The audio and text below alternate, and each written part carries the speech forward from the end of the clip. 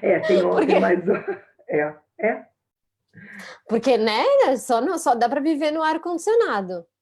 Tem uma certa hora do dia realmente que você não dá conta. É muito difícil, realmente. Ai, ai. É muito difícil. Bom, parece que estamos ao vivo no Facebook, estamos esperando, vamos esperar só uns 30 segundinhos. Perfeito. O pessoal entrando aqui no Facebook. Perfeito, perfeito.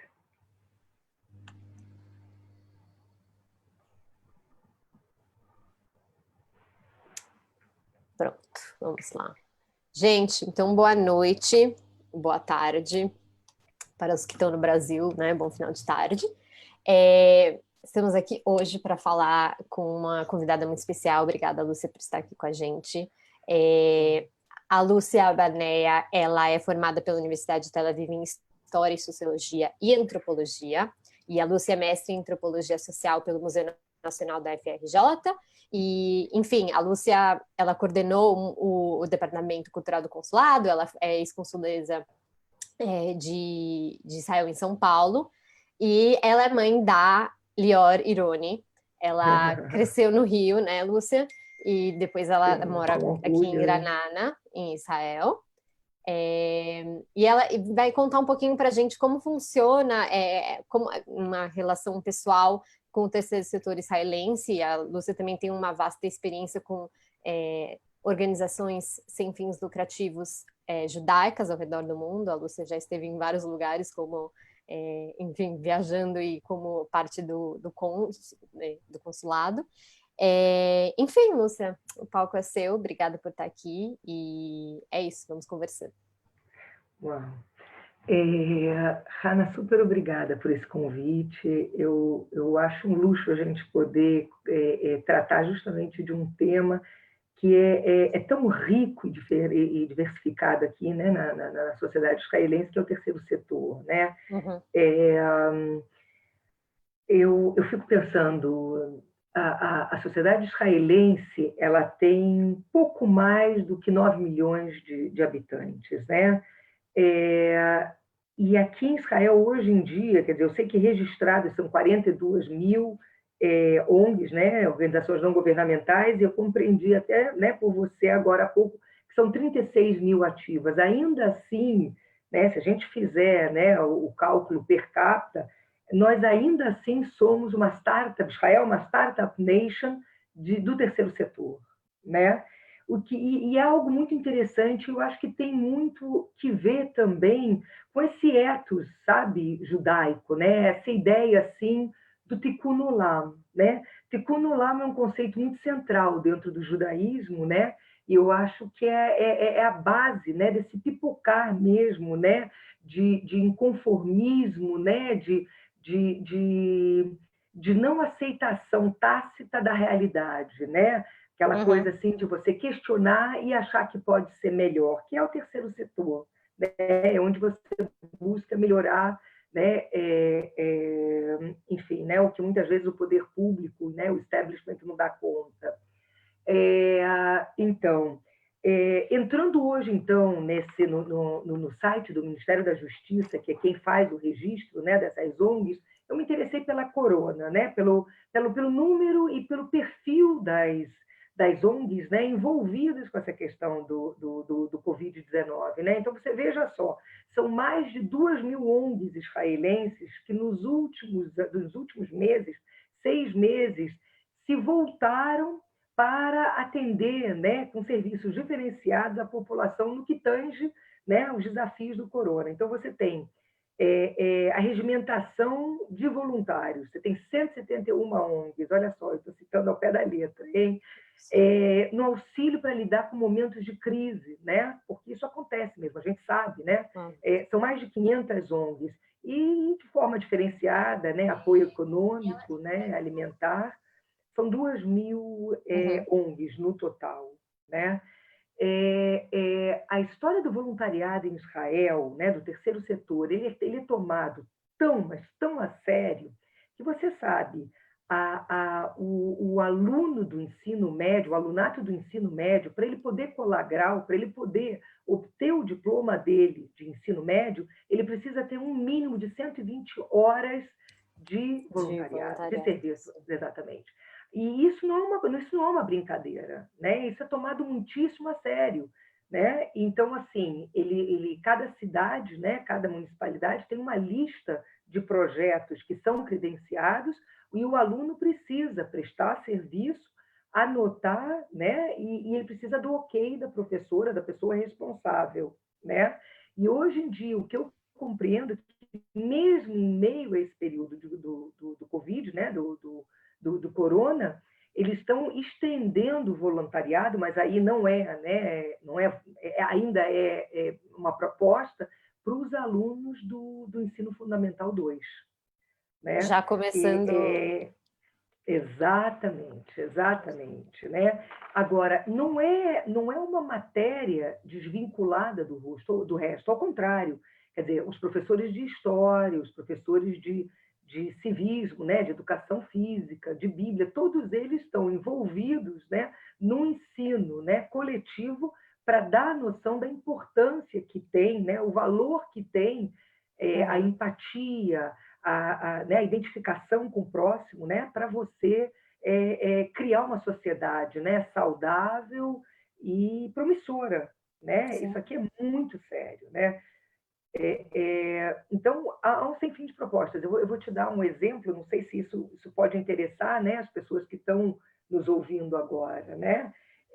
Mas, por exemplo, uma das minhas meninas, justamente, né, agora no ensino médio, ela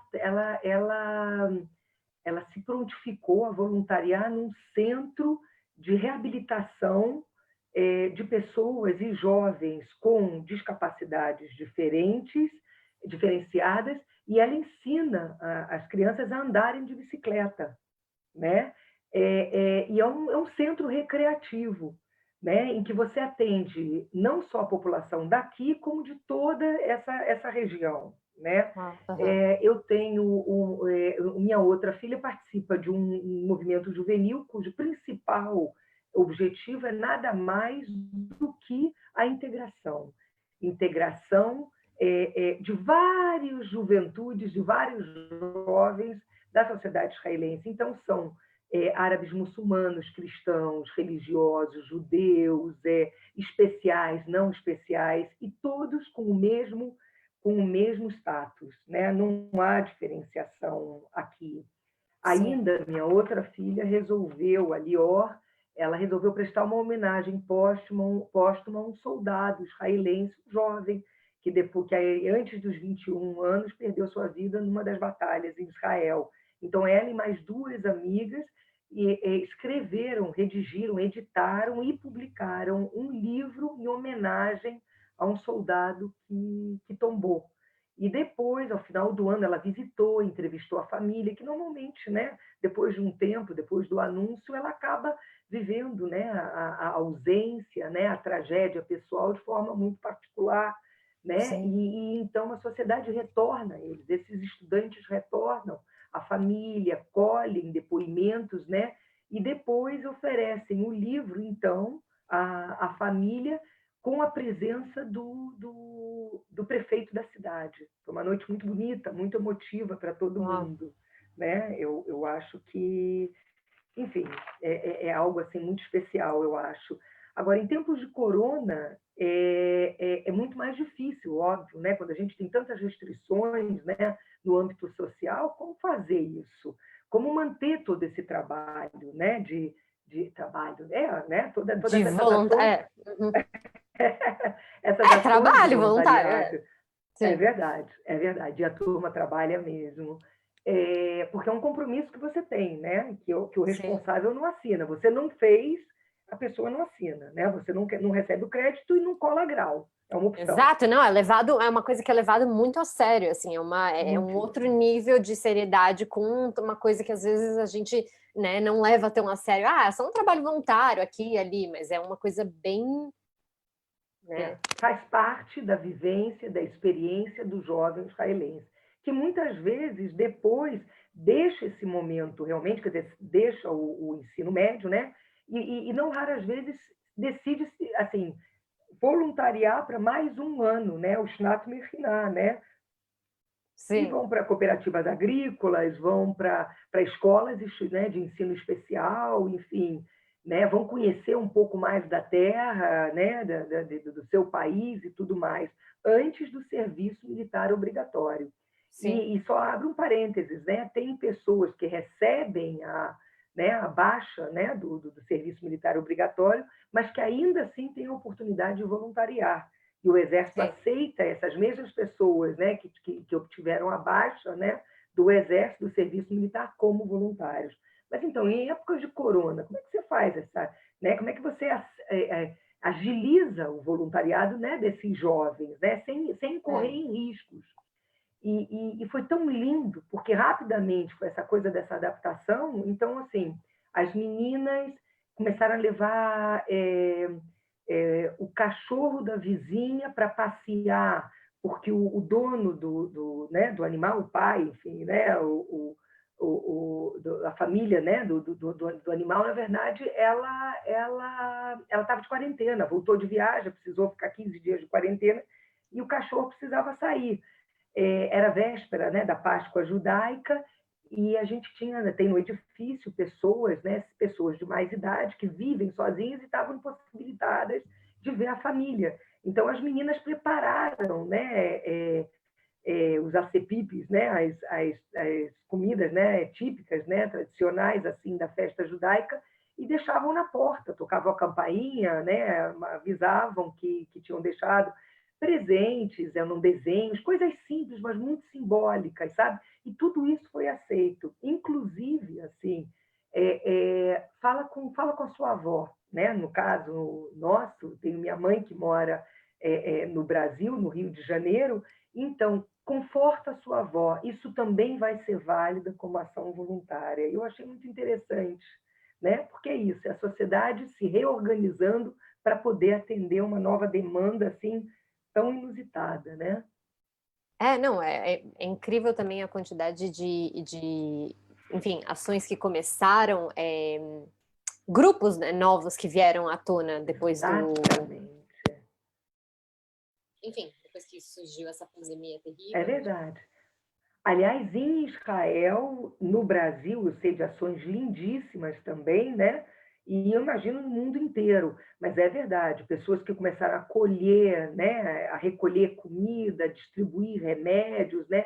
E aqui na cidade onde a gente mora, abriu-se um grupo de WhatsApp só de voluntários. Aliás, existe na prefeitura um indivíduo que ele é um profissional pago, que ele é responsável pelo voluntariado da cidade, né? E Uau, ele cuida assim como oi, só da e cidade, ele é uma cuida. coisa assim. Em todas as cidades existe esse profissional.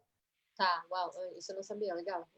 Eu sei de Iranana, eu sei de Iranana. Ah, Em tá. Iranana, né, que é a cidade onde a gente mora, existe esse profissional e ele está sempre ativo e ele tem o maior cuidado com o voluntário, né? E agora, assim, é um banco de tempo, né? É um banco de horas, né, que a gente tem e essa abertura, é a mãe solteira, é a mãe né, que está impossibilitada, então são adolescentes que fazem o trabalho, enfim, é uma coisa muito bonita, muito, muito interessante. Né?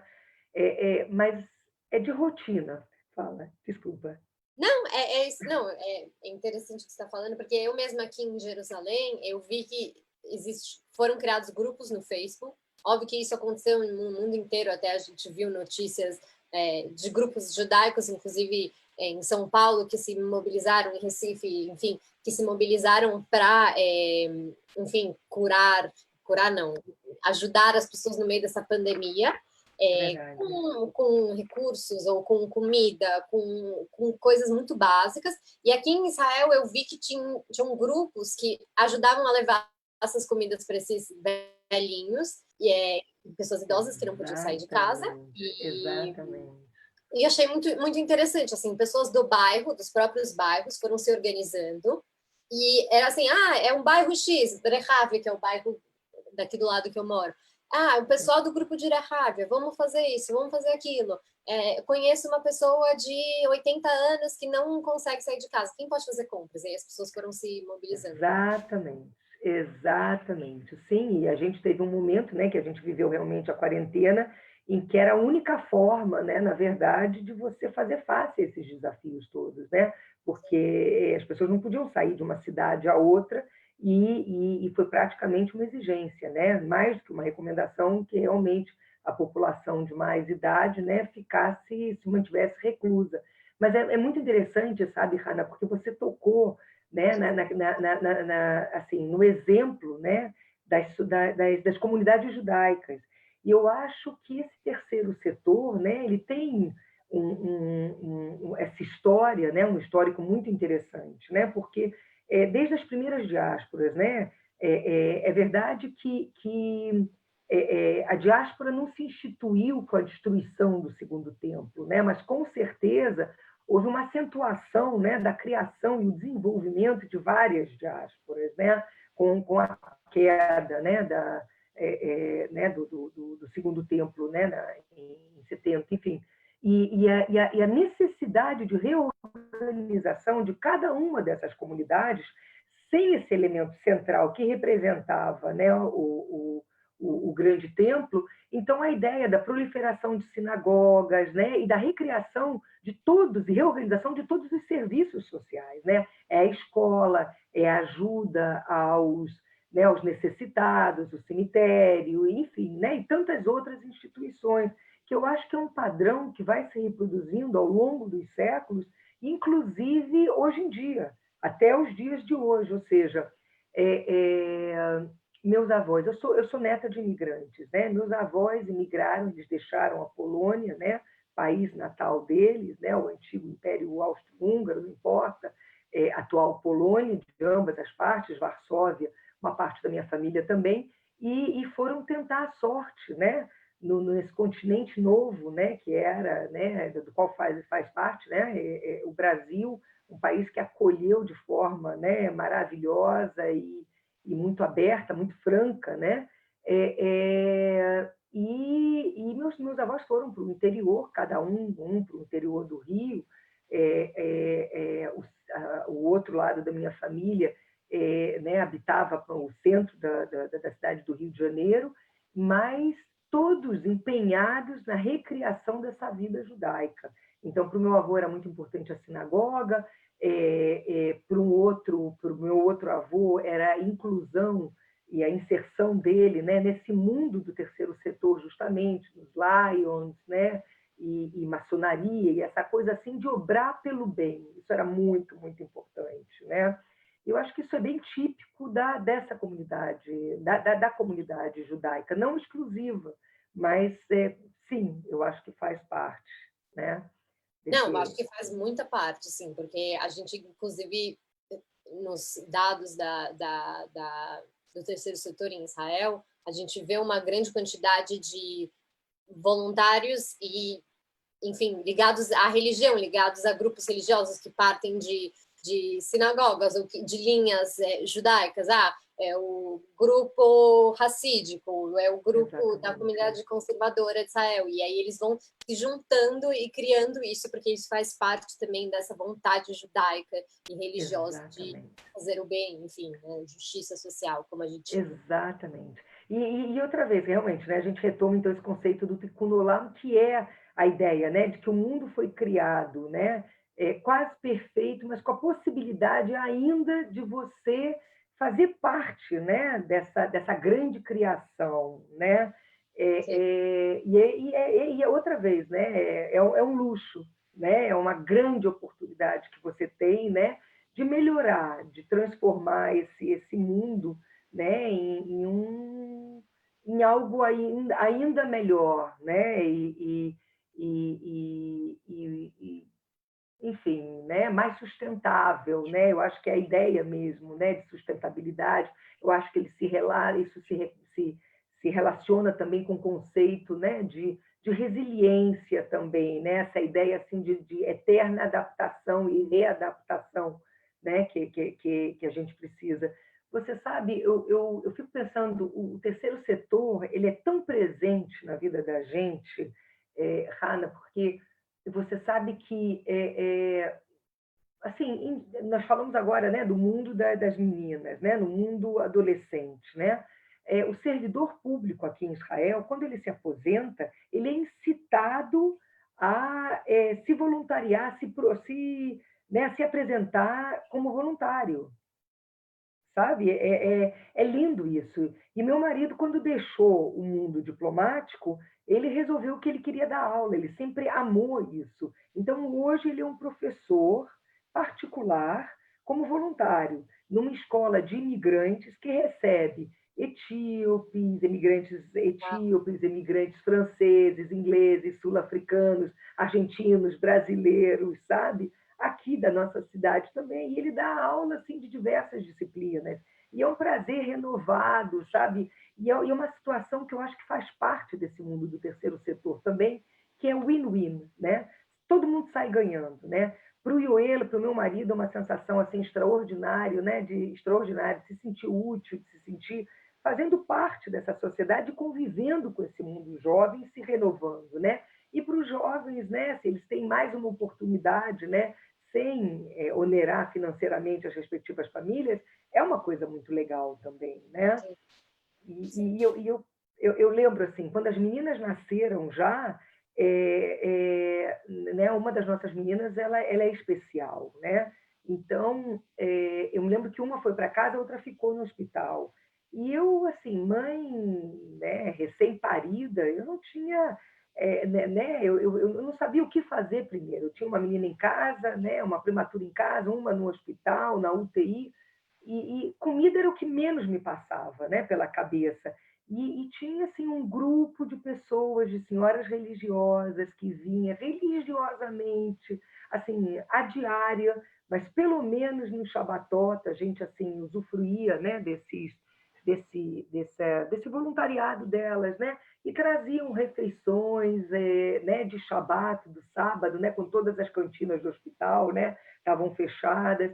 Depois, assim, quando nós voltamos para casa, minha filha necessitava de oxigênio, de um balão de oxigênio, e outra vez, foi uma outra ONG que atendeu a gente, entendeu?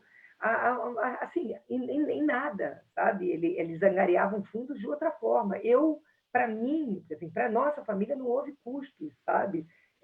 Disso. São coisas que a gente relembra, né? Isso fica marcado para a gente, né? Eu acho que para o resto da vida.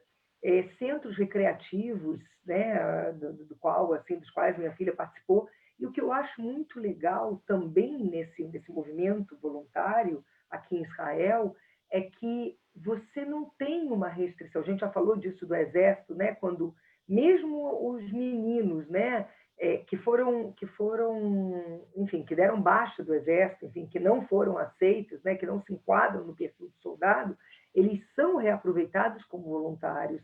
E aqui eu vejo isso muito bonito aqui. Não há quem não possa contribuir em alguma coisa, sabe? Então você vê nos hospitais às vezes, né, pessoas, né, com capacidades diferenciadas, né, ajudando as equipes médicas, né, é, pessoas que vêm num centro recreativo do qual minha filha participava, justamente uma menina sindrômica, a gente via assim, né, com suas dificuldades, mas ela era monitora de outros meninos, sabe? E é emocionante, né? Existem, né, digo, sem fim, mas um grande número de ONGs também ligadas com a ideia assim de lobby, de fazer advocacy, né, advogar em prol, né, de segmentos da população mais desfavorecidos, sejam eles, né, os imigrantes ilegais que têm né, o seu lobby aqui em Israel também. Você tem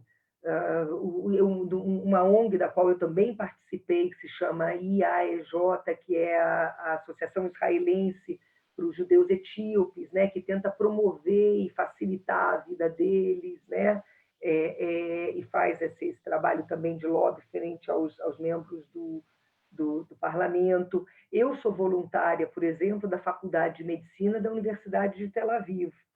Uau. Eles têm um O que você serviço... faz lá? Pois é.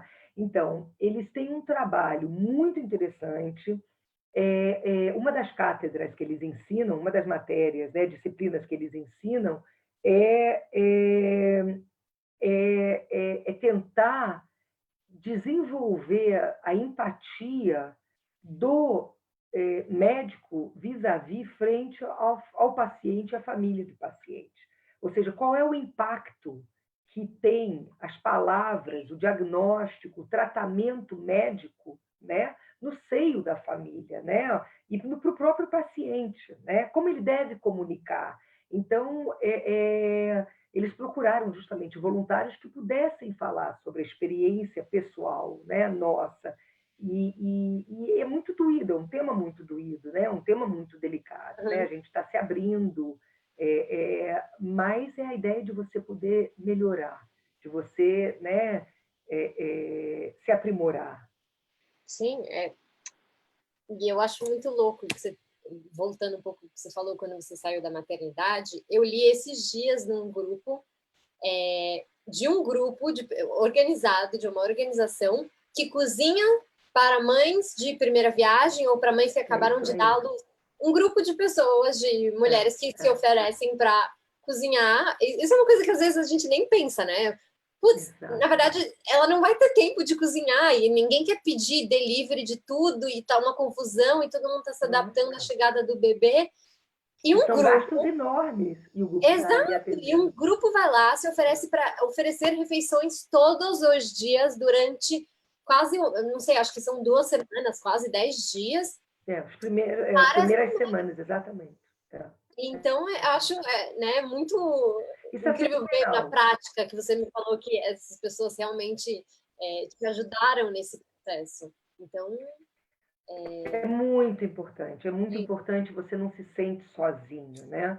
Porque a sociedade israelense, ela é um misto, né, quer dizer, é uma sociedade contemporânea ocidentalizada, né? Eu acho que tá bem a minha conexão, tá? Deu uma Quer dizer, é uma sociedade, né? Deu uma falha, não deu? Deu uma falhada, mas voltou? Voltou. Tá. Então, você tem, quer dizer, uma sociedade, por um lado, bastante individualista, né? Mas também com um quê de coletivismo, de cooperativismo muito presente, né? Muito imbuído, né? Muito marcante. E eu acho que isso me faz lembrar também né, esse princípio, né, dual mesmo, né, de Hillel, né, de um dos nossos maiores sábios, né, e filósofos, né, porque imani loli, imenani li mi li, o kshani rak leatzmi asmi ani, né, se eu for só por mim, né, quem sou eu? Quer dizer, se eu não for por mim, né, quem será? Mas se eu for só por mim, quem sou eu? Então, eu acho que isso aqui representa e atualiza, né, de forma assim muito simples, né, a ideia mesmo, né, dessa dualidade, né? Eu preciso fazer, e é bem judaica a coisa, né? Eu sou, e isso é muito marcante aqui em Israel, né? De um lado, individualismo, né? Essa coisa assim de que eu preciso fazer por mim, eu preciso me responsabilizar pela minha vida, né? Para que o divino possa eventualmente me ajudar, né? Mas eu não estou sozinho, porque senão eu não tenho identidade.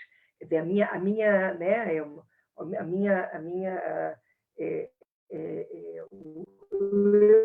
fazer parte desse grupo é uma parte assim inerente à minha identidade. Eu acho que isso é muito forte. E assim, estou pensando em outros exemplos, sabe? Na minha filha, por exemplo, essa que eu te falei, né? Que nasceu, né, com uma certa dificuldade, ela estuda numa escola que ela é 50% parte do Ministério da Educação e 50% ela é híbrida, ela é uma ONG. E essas escolas de ensino especial aqui em Israel, são escolas públicas, elas abarcam, né, uma periferia muito maior do que a cidade onde elas estão situadas, né? Então, a minha filha viaja todo dia 50 minutos, o que talvez para São Paulo, Rio de Janeiro, não seja grande coisa, mas para a realidade israelense é algo representativo. Né? Tamanho do Pois país. Então, exatamente. Então, então ela convive com uma população de jovens muito diferenciados, né? Assim, de russos. Realmente, a população israelense ela é muito multicultural, né? E muito diversificada. Mas então ela tem amigos drusos, árabes, cristãos, muçulmanos, ela tem, eu falei, né, dos russos, os etíopes, né?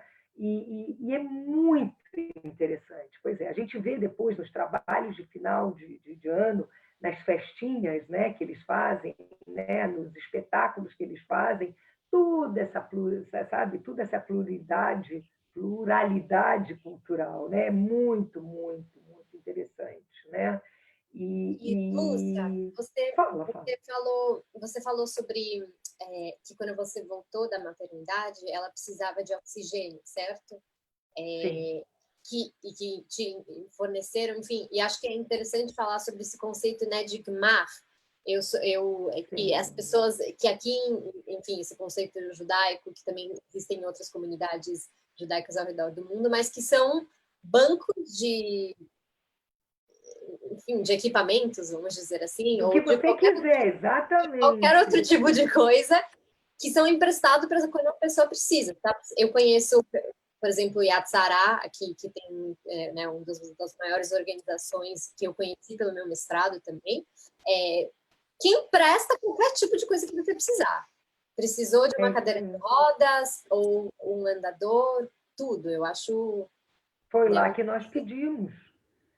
Foi no Yad Sarah? Foi no Yad Sarah que nós pedimos o balão de oxigênio, e é isso, né, sem cobrar absolutamente nada. E até foi muito interessante, porque como a gente não sabia como ministrar esse oxigênio, olha só, veio uma enfermeira do hospital que se voluntariou para dormir a primeira noite da minha filha em casa. Né? Porque, imagina, depois de 3 meses de hospital, né, né, receber uma criança com um balão enorme de oxigênio, né, como, da onde, né? Mamãe, né, como eu falei, recém-parida mesmo. Viagem. Né? Primeira viagem, exatamente, exatamente. Então, isso foi...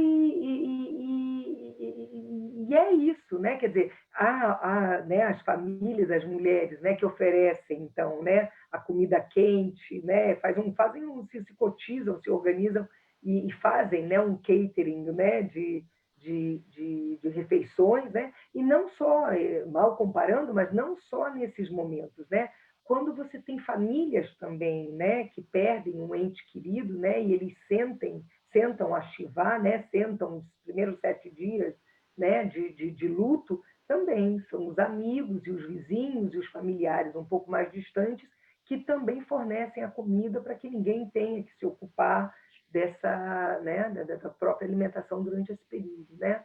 E é uma fase muito, muito importante, né? Também, eu acho, assim.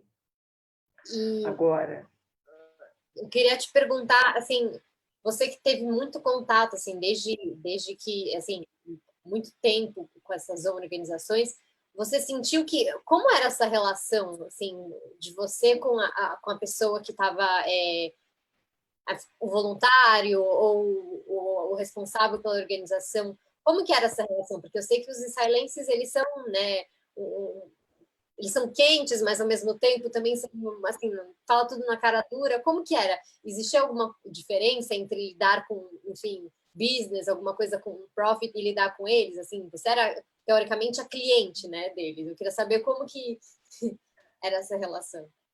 Você como sabe que... Como é?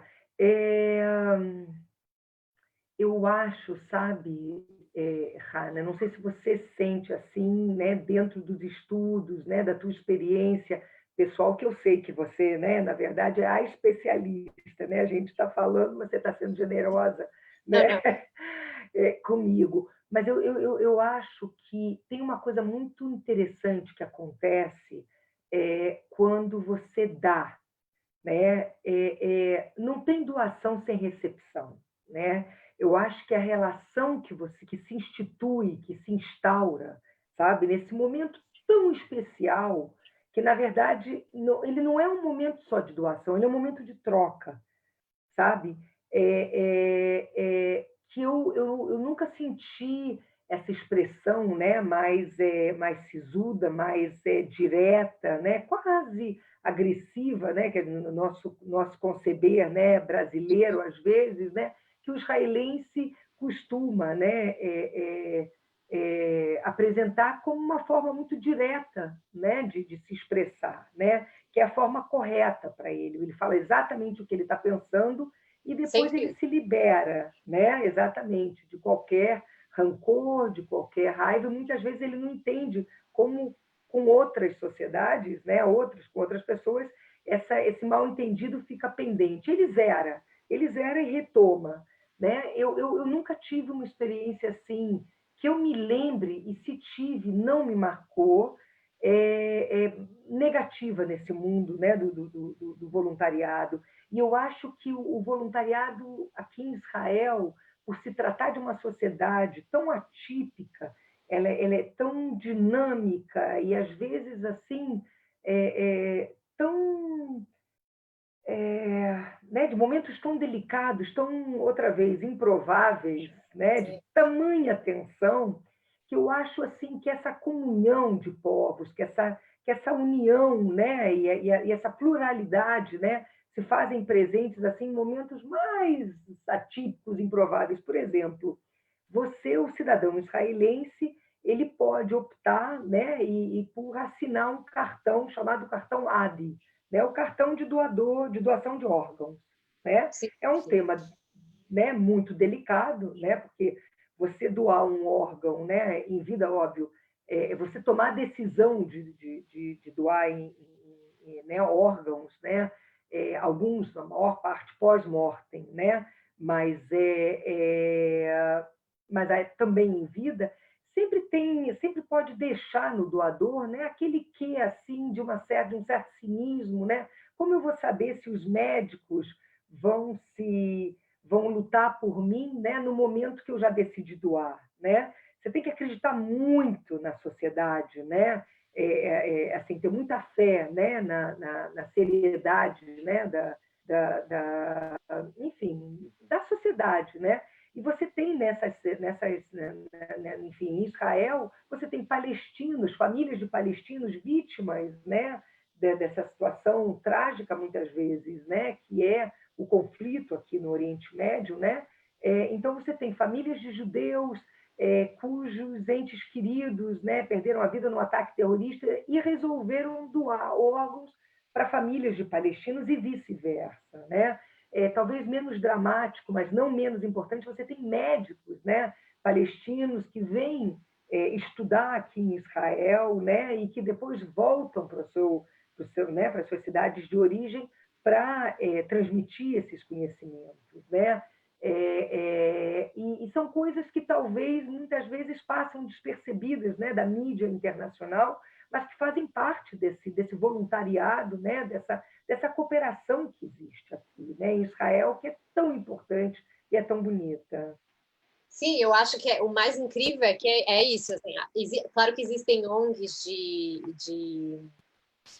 estão voltadas à coexistência, à união dos povos, enfim, interreligiosidade, mas o que você está falando é mais uma conexão e uma comunhão sem querer, assim, porque ela acontece no terceiro setor aqui, acho que em todo mundo, mas acho que aqui especialmente porque a gente está lidando com povos, enfim, muito distintos, numa sociedade muito plural, com pessoas de backgrounds completamente diferentes. Então, é interessante assim, a gente perceber isso, que às vezes passa desapercebido realmente pela mídia, e por nós mesmos, né? A gente nem percebe, putz, nossa, esse voluntário que está indo na casa de uma pessoa que, na verdade, ela é russa, mas a própria pessoa é um beduíno que saiu da cidade do norte e vai ser... Exatamente, é muito rico, é muito, muito rico, e eu acho que é isso, uma das riquezas, né, dessa sociedade daqui, né? E quando você falou assim, né, do israelense que às vezes, né, ele é mais direto, né? Mas o israelense, ele muitas vezes, né, ele é chamado, né, desse cactus, né? Que é da flor do cactus, né? O fruto, né, do cactus, que é o sabra, né? Assim, os antropólogos às vezes chamam também, né, a sociedade israelense da sociedade meu Deus, agora eu esqueci. Mas assim, é uma sociedade que ela é altamente penetrável, né? Ela pode ter uma casca às vezes, né, um pouco mais rígida, mas uma vez que você penetra né, ultrapassa essa casca, né, é uma sociedade muito aberta, né? O israelense ele compartilha a sua intimidade, né, a sua família, a sua rotina, os seus recursos, né, assim, de forma relativamente aberta. Já outras sociedades são mais fechadas, são um modelo, né,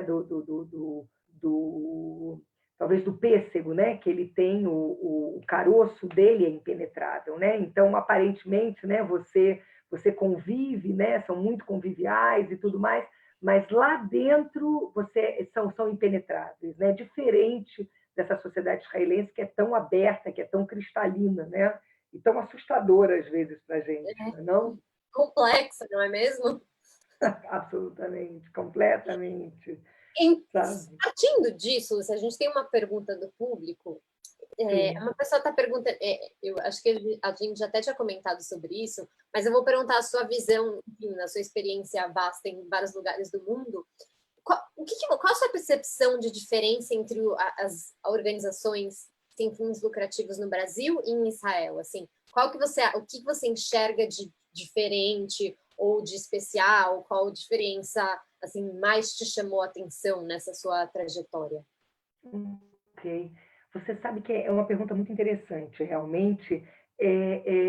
Eu acho que o voluntariado aqui e o terceiro setor são, né, ele é um setor absolutamente vinculado, ligado à cultura local, né? Eu acho que cada sociedade apresenta soluções, né, a desafios, né, que são apresentados a cada uma dessas sociedades. Então, eu acho que mais do que falar das diferenças que existem, né, realmente, eu queria falar assim, do paralelismo que eu vejo. Eu acho que a gente conviveu agora, ultimamente, em São Paulo, com instituições maravilhosas, super interessantes, de uma riqueza enorme. Então, por exemplo, a TUCA, né, que é um centro de atendimento ambulatorial para pacientes de câncer desfavorecidos, vinculado ao Hospital Santa Marcelina, promove um trabalho lindíssimo que une, por exemplo, a cultura, quer dizer, angaria recursos por intermédio da cultura para né, esse serviço de tratamento contra o câncer, né? Eu acho que numa sociedade, né, em que você tem outra instituição também, mas onde você tem uma diferença socioeconômica, né, mais visível, mais aguda, esses tipos assim, de ações, né, para levantamento de fundos em meio, né, a camadas populacionais mais favorecidas se fazem mais presentes, né, em sociedades como a brasileira, né? Então, eu falei da TUCA, tem a CTC, o ACTC, que é a Casa do Coração para criança transplantada do coração, também é uma instituição assim lindíssima, né? E que, na verdade, que atende justamente essa questão cultural. São famílias, né, desfavorecidas, né, em termos econômicos, né, e educacionais, né, educativos assim também. Então, são pessoas que, às vezes, a criança passa por um transplante de coração, passa meses e meses fora de casa, a mãe sem poder trabalhar, sem poder ter uma forma, né, de fazer face aos desafios, né, econômicos, financeiros, e voltam para casa e já não podem mais voltar às profissões antigas. Então, eu acho que, eu não sei se eu consegui ser clara, mas são mais as nuances culturais e socioeconômicas, né, de cada país, né? Mas mais que nada eu vejo assim muita identificação com essa vontade de fazer o bem, com esse modus não não conformista e muito criativo, né, de buscar soluções. Agora, nessa época do Covid, por exemplo, nós temos assim, eu sei de alguns amigos que ou estão ou porque tem negócios na área da restauração, né, da área de restaurantes, né, que disponibilizaram as lojas de restaurantes né, e levaram, né, exatamente, marmitas assim para toda a periferia de São Paulo. Eu sei de instituições judaicas também, né, não governamentais, a Vitsu e outras tantas, que também fizeram isso. Enfim, estou falando muito. Não, tá ótimo. A gente quer te... Então, Mas, é isso que a gente vê. tá. Uma outra pessoa do nosso público, não tenho o nome aqui, mas se você acredita pelo fato de Israel os valores por trás... Tá perguntando se você acredita que a sociedade israelense tem essa cultura do voluntariado né, pela religião. A gente já falou, né, que sim. Então, eu queria estender isso. Você tem experiência com algumas instituições judaicas que são, né, para fora, que foram para fora do país. Você pode explicar um pouquinho, quer contar um pouquinho sobre isso? Porque eu acho que essa cultura, ela se estende, né? Ela não pertence só à sociedade israelense, mas ela pertence à cultura judaica também, né? A cultura da tzedakah, a cultura, né, da justiça social, a cultura de dar, enfim, que até um mandamento, né? Por isso que algumas comunidades ultra-ortodoxas, elas têm até dentro delas, que é até incrível, ela tem uma cultura do voluntariado muito alta, assim, o índice é muito, muito alto. E eu queria saber um pouco como que foi essa experiência de instituições que nasceram aqui em Israel e que foram para o resto do mundo, né? Foram espalhar essa... Ok. Isso é muito interessante realmente, Hannah. Você quer ver? Eu vou te dar um exemplo que eu acho que é bem emblemático, assim, para mim, pessoalmente, do que você perguntou, né? Do que você apresentou. Eu me lembro que meu marido, então, um dos países onde nós vivemos foi o Uruguai, Montevidéu. E lá, além de todo um trabalho de voluntariado que eu realizava, né, que é o consulado também, que eu e a embaixada realizava, mas eu digo que eu fazia, como mulher, né, de representante diplomático, envolvia questões culturais, mas eu tinha grandes parceiros também para outro tipo de atividades, como a Vitsu e a Namat, que são duas instituições, duas ONGs, né, muito marcantes aqui em prol, né, da mulher, do status da mulher na sociedade, né, israelense, com creches, né, e doações de roupas e advocacy também, né, em prol, né, do status da mulher aqui em Israel. Eu já tinha voltado para Israel e uma das coisas, né, que eu aprendi, eu vou te contar, vou fazer uma inconfidência aqui. Quando eu pedi o meu marido em casamento, o meu marido, assim, ele respondeu que foi assim. O meu marido, e ele disse assim: eu topo, mas você nunca vai se esquecer de onde você veio e para onde você vai voltar. Ou seja, isso a gente sempre tem muito claro, né? Porque a vida do diplomata, muitas vezes, né, ele envolve, né, assim, um certo glamour, né? É muito trabalho também, né? Mas tem essa coisa, né, das festas, da questão social. Então eu tinha voltado para Israel, voltei à minha vida, né, de mãe, mulher, profissional, enfim, e eu soube que a filha, deixa eu ver se eu consigo contar isso assim rápido, de forma interessante. Eu soube que a filha da professora do jardim de infância da minha filha, que tinha vindo para Israel, tá? Veio como imigrante nova aqui para Israel, ou seja, uma menina jovem que veio para Israel, ela teve um filho, que dela fez uma família, né, junto com um rapaz, e a menina chegou no hospital com fratura de crânio, com muita, enfim, muito ferida entre a vida e a morte, e os médicos do hospital, diferente do que o pai da criança tinha apresentado, a criança foi vítima de maus tratos. Tá? Não sei se deu para entender o quadro que eu estou apresentando, né? Ou seja, ficou claro. O pai foi parar na cadeia, né? O pai dessa criança foi parar na cadeia e a mãe, de repente, uma menina jovem, mãe solteira, ela tinha um namorado, né? Que é o pai dessa menina, mas uma menina nova, imigrante nova, sem família, sem ninguém, mal falando a língua. E eu disse, peraí, a gente não pode deixar essa menina... E uma menina do Uruguai. Eu disse, essa menina não pode ficar desatendida. Então, mas eu, Lúcia, quem sou eu? Né? Eu sou uma cidadã Lúcia Barnea, né? Mas eu não tinha toda a capacidade, né, de mobilizar como eu tinha na época que eu contava com a embaixada. Né?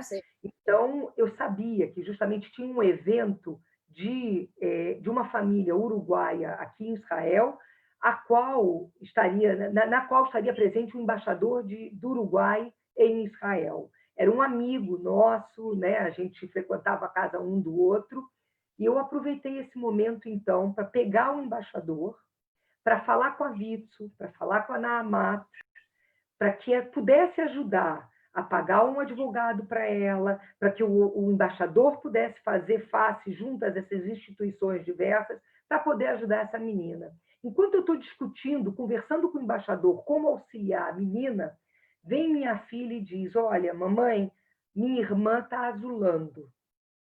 Ou seja, eu estava numa festa, tentando tratar de um problema, né, de apoio a uma menina, enfim, né, cuja filha estava no hospital entre a vida e a morte, e a minha filha me comunica que a minha outra menina estava roxeando. Nesse momento, né, a gente precisou, quer dizer, né, foi uma comoção, né, lá no salão, a gente aplicou um Heimlich nela, enfim, e ela, graças a Deus, né, a gente contornou a situação. Mas eu chamei, quer dizer, eu, na verdade, não, porque eu já não tinha nem cabeça para fazer isso, mas foi justamente acionado a ONG chamada Hatzalah, que eu imagino que você conheça também, que ela foi exportada para o Brasil também, que é uma ONG que procura ajudar justamente e preencher as lacunas que são deixadas algumas vezes pelo MADA, que é a Cruz Vermelha Israelense, a Magen David Adom daqui. Então, são voluntários médicos, enfermeiros, paramédicos, que chegaram numa rapidez fenomenal e vieram salvar minha filha. Então, você vê, eu estava ocupada com a ONG Vitsu, na Amat, né? E a Hatzalah foi quem me salvou. E Lehatzil é isso mesmo, né? Salvar vidas. E são são 3 instituições, 3 ONGs que foram exportadas também de Israel. Uau! Foi tudo em um só, você recebeu a experiência das instituições. Todo mundo junto, tudo ao mesmo tempo. É bem típico Israel mesmo, isso aqui de Israel. E que bom que assim, a história teve um final, um exemplo muito feliz. Para todo mundo. Para todo mundo. Essa menina hoje está numa escola e, enfim, a mãe casou com uma outra pessoa e refez a família, e tem novos filhos em conjunto, e a minha filha está aqui. Que bom. Eu vou te fazer uma última pergunta, que também é uma questão pessoal. A Lídia Oliveira, ela mandou o seguinte: o que é ser um voluntário em Israel? Achei interessante essa pergunta, porque aí está partindo do ponto que a gente está enxergando a ONG de fora e nos enxergando de dentro, né? Então, para você, Lúcia, o que é ser um voluntário em Israel? Você que teve experiência, você me falou que trabalha agora de voluntária no hospital. Qual que é o sentimento? Existe alguma diferença? Sim. Existe algum... O que você recebe? Não sei, isso, alguma coisa... Olha, você sabe, Lídia, né? Uhum. Você sabe, Lídia, que Eu acho que a gente pensa, eu acho que não, eu não sei se é só em Israel, mas já que eu vivo aqui nessa sociedade, eu me sinto muito privilegiada de poder oferecer, de poder me satisfazer pessoalmente por intermédio de uma doação. Quando eu dou do meu tempo, eu dou do meu saber, né, e contribuo, né, com a sociedade, eu me sinto muito enriquecida, sabe? Eu sinto que é como se eu tivesse, de alguma forma, retornando, retribuindo para a sociedade tudo que eu recebo dela, sabe? É assim que eu sinto. Eu me sinto grande, eu me sinto feliz. Se a gente pensar naquela pirâmide, né, na hierarquia do psicólogo, né, clínico, né, Abraham a Maslow, né, naquela pirâmide dele, né, o quinto grau das necessidades saciadas é justamente isso, né? A capacidade de você se entregar ao outro é uma experiência extremamente favorável, né? E eu acho que um dos dizeres realmente, né, da gente voltar ao ethos, né, do judaísmo, é uma das frases assim mais corriqueiras, né, dentro dessa área, assim, desse pensamento voltado ao voluntário, ao voluntariado, né, é que que você esteja sempre do lado dos que doam, seja financeiramente, né, ou outro tipo de doações que você, né, ofereça, mas que você sempre esteja do lado dos que doam e não dos que necessitam, né? Então é um luxo, é um luxo. Eu comecei, né, falando, né, do luxo e eu acho que é um luxo você doar. É uma opção de vida, é um